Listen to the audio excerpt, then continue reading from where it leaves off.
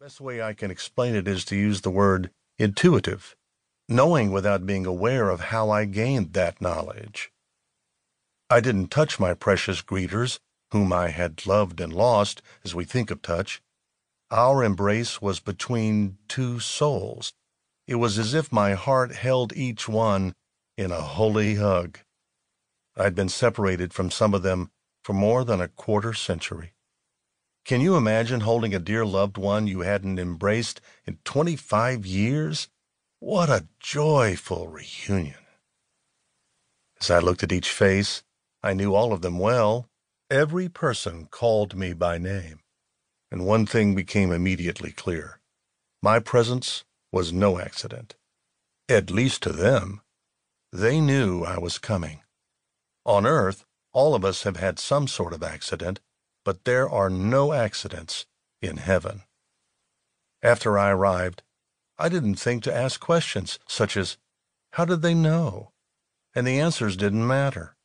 Their presence felt natural. In fact, everything I saw and felt seemed perfectly ordered. I marveled at the perfection of everything, people, sights, fragrances, and sounds. And that peaceful sense of intuitively knowing stayed with me. No one had to remind me of what they had done for me or how they had influenced me. Our conversations centered on their joy to see me and my excitement at being with them once again.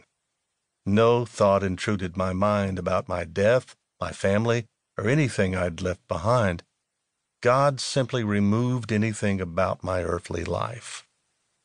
Later, I realized it was the most focused I've ever been in my life, and it was effortless. Nothing distracted me. I was there in the moment that seemed to have no end. How far away was my greeting committee? I don't know. Distance seemed to have no place in heaven. I saw them and took in the joy of their presence and felt ecstasy, a sudden, intense, and all-consuming emotion at being there. Once inside heavenly territory, I didn't know if the greeting took place in 4 seconds or 20 minutes by earthly measurement. After my return to Earth, I was told that the EMTs had declared me dead at 11:45 a.m. on the bridge. A pastor named Dick Onerecker prayed and sang a hymn in the wreckage of my car 90 minutes later at 1:15 p.m. When I speak of 90 minutes, that's conservative. Someone had to report the accident and summon the ambulance. That means my time in heaven may have been closer to 2 hours. But it doesn't matter. In heaven, time doesn't exist. Everything just is. After the joy-filled greetings, my welcoming committee excitedly escorted me towards one of heaven's 12 gates.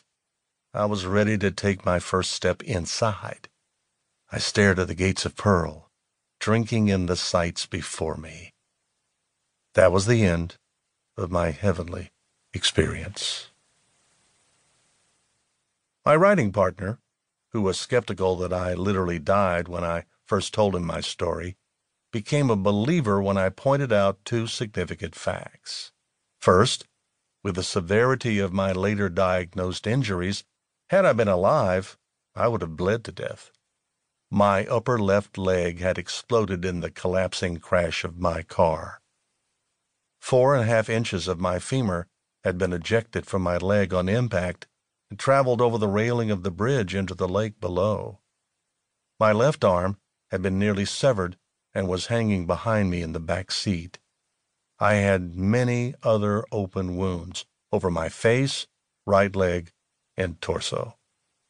Second, medical experts report that 4 minutes is about as long as a person can survive successfully without oxygen. After 6, the person becomes what one person called a human vegetable. 4 EMTs had already pronounced me dead. Following Texas state law, they couldn't move my body until the coroner or a justice of the peace officially pronounced the word and completed an investigation. I won't go into details which appear in 90 Minutes in Heaven.